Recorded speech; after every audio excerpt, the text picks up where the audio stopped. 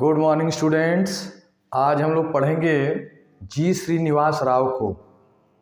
जी Srinivas Rao Indian writer थे, भारत के रहने वाले, और इनका सबसे प्रसिद्ध और जाना माना शॉर्ट स्टोरी है पेन पाल।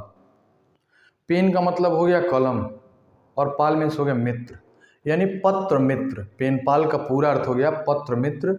और जी श्रीनिवास राव इंडिया के रहने वाले थे, और जिस समय की ये घटना वो बता रहे हैं, ये उनका ऑटोबायोग्राफी है।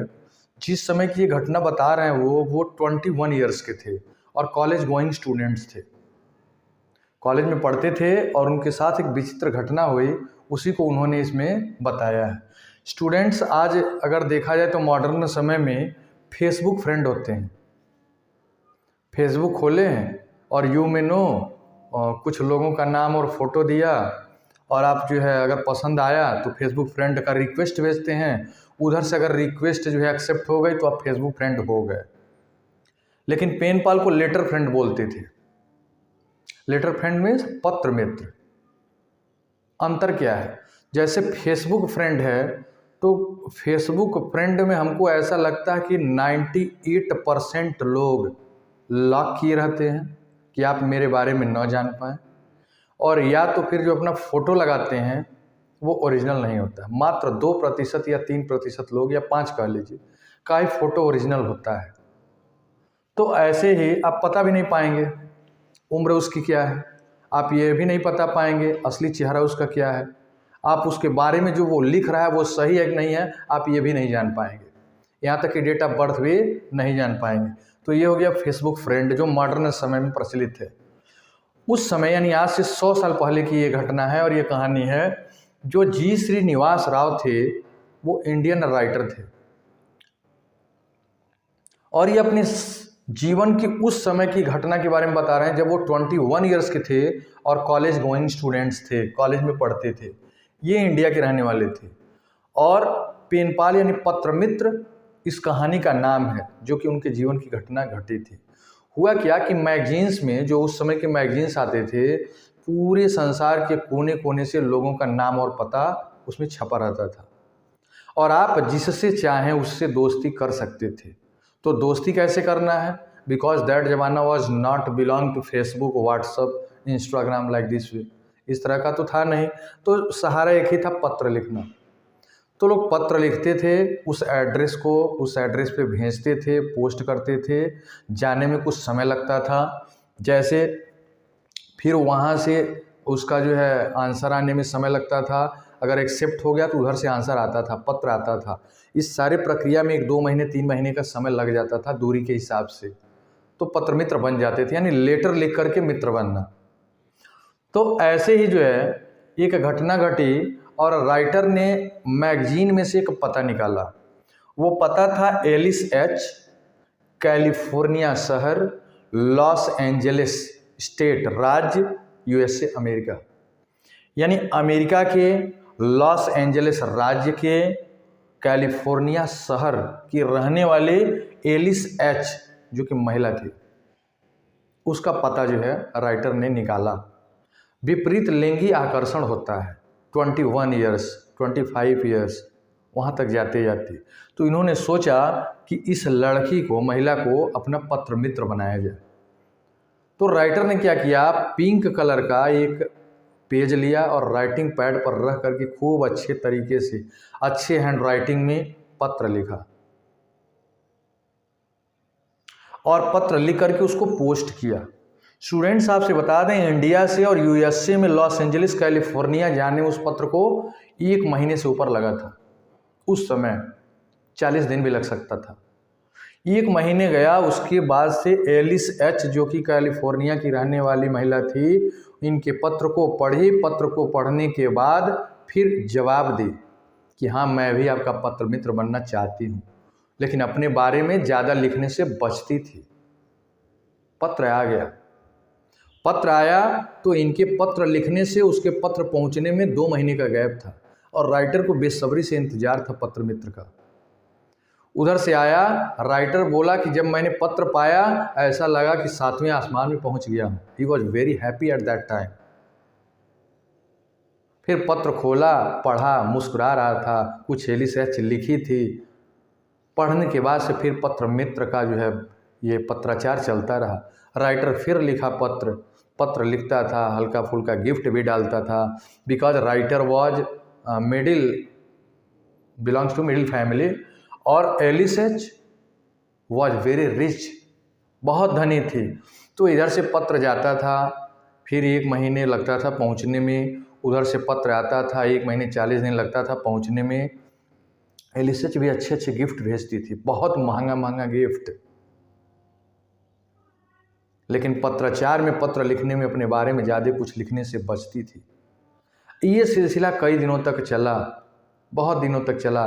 क्रिसमस पर, ये ईस्टर पर, हैप्पी न्यू ईयर पे अच्छे अच्छे गिफ्ट भेजती थी एलिसच जी श्रीनिवास राव को, जो कि राइटर थे। ये भी भेजते थे, लेकिन उतने महंगे नहीं भेज पाते थे, क्योंकि थोड़ा ज़्यादा स्टेटस, इनका फैमिली बैकग्राउंड गरीब था, जो है गरीबी में ये थे, तो ये बहुत ज़्यादा जो है महंगे गिफ्ट नहीं भेज पाते थे। पत्राचार कई दिनों तक चला। इसी बीच राइटर के मन में ख्याल आया कि क्यों न पूछ लें कि एलिसच की उम्र क्या है, एज क्या है। तब बात को फिर धीरे धीरे आगे बढ़ाया गया। फिर क्या हुआ, इन्होंने सोचा कि किसी महिला से जो पेन पाल है, डायरेक्ट अगर उसकी उम्र पूछी जाए तो ये गड़बड़ है, हो सकता है आंसर ना मिले, तो क्यों ना मैं उसका फ़ोटो ही मांग लूँ। तो इस बार जब राइटर ने पत्र लिखना शुरू किया तो लिखा कि एलिसच, तुम अगर अपना फ़ोटो भेज देती तो बहुत अच्छा रहता। उधर से जवाब आया, एलिसच ने लिखा कि इस समय, वर्तमान समय में तो मेरे पास कोई फ़ोटो है नहीं, लेकिन हाँ, एक दिन ऐसा ज़रूर आएगा जब मैं फ़ोटो आपके पास भेजूंगी। ये सब पत्राचार इंग्लिश में हो रहा था। राइटर वाज ऑल्सो पढ़ा लिखा, एलिसच बिलोंग्स टू अमेरिका, तो सब इंग्लिश में चलता था। राइटर अगर हिंदी में लिखता तो एलिस समझ नहीं पाती, तो इसलिए जो है सब इंग्लिश में चलता था जो है। इसी बीच जो राइटर था जी श्रीनिवास राव पारिवारिक व्यक्ति बन गया, शादी हो गई, पत्नी आ गई, बच्चे हो गए, अब वो अपने परिवार में व्यस्त रहने लगा। परिवार में व्यस्त रहने लगा, पत्राचार धीरे धीरे कम हो गया। जो 1 महीने, 2 महीने, 3 महीने में पत्राचार होता था, लेटर लिखता था पेन पाल पत्र मित्र, वो अब धीरे धीरे 6 महीने, 8 महीने, 1 साल, इतनी गैप पर होने लगा। हाँ, लेकिन पूरी तरह से बंद नहीं था। इसी बीच जी श्रीनिवास राव अपनी पत्नी को अपने पेनपाल द्वारा भेजे गए सभी पत्रों को दिखाए। उसकी पत्नी भी जो है उसमें सोची कि अच्छा ठीक है। उस समय का एक फैशन था, दौर था, जैसे फेसबुक फ्रेंड होते हैं। पत्नी बुरा नहीं मानी, क्योंकि पत्नी भी किसी का पेन पाल रही होगी। फिर क्या हुआ, पत्राचार कम होता गया। एक दिन की बात है, राइटर ऐसे बैठा था, राइटर भी ज़्यादा उम्र का हो गया, लगभग 30 साल से ऊपर का, या 35 साल कह लीजिए। तो एक पत्र आया और कुछ गिफ्ट आया। उस पत्र को जब राइटर ने खोला तो उसमें लिखा था, मैं एलिसच की दोस्त हूँ,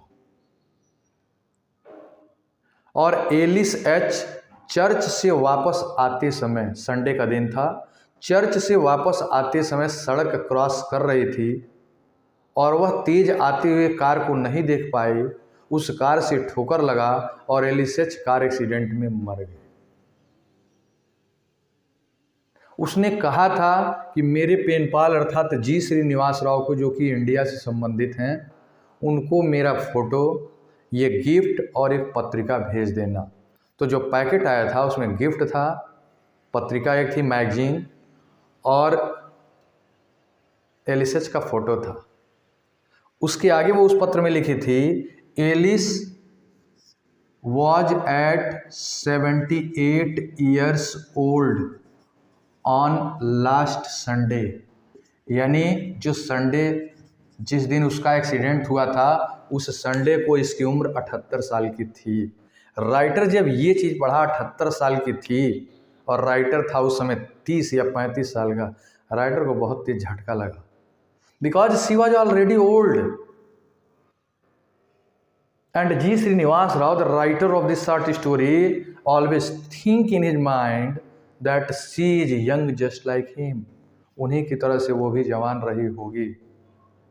लेकिन चूंकि अब पारिवारिक आदमी बन गया, पत्नी बच्चे, तो राइटर के दिमाग में ये आता है फ़ोटो अब देख लें, फ़ोटो आया तो अब देख लिया जाए। और उसमें ब्लैक एंड वाइट फ़ोटो हुआ करता था। फ़ोटो देखा, जब फ़ोटो देखा, प्रेम तो हो गया था Facebook friend, just like pen pal, प्रेम तो उससे हुआ था। लेकिन जब उसने देखा उसका फ़ोटो, चेहरा एलिसेच का बहुत मासूम था, बहुत अच्छा था। राइटर को अभी एलिसेच से प्रेम है। और ये भी लिखा था कि एलिस एच का काम था लोगों की सहायता करना और किसी के अनुरोध को ना ठुकराना, इसीलिए वह पेनपाल बन गई थी। राइटर सोच रहा था कि अभी तक वह मेरे में मज़ा ले रही थी, लेकिन असली बात तो ये थी कि मैं उसके में मज़ा ले रहा था, इसलिए वह अपनी उम्र नहीं बताई। इसके बाद राइटर्स देखा जो है तो करुणा भाव उसके अंदर आए, जो मासूम चेहरा था एलिसेच का देख करके।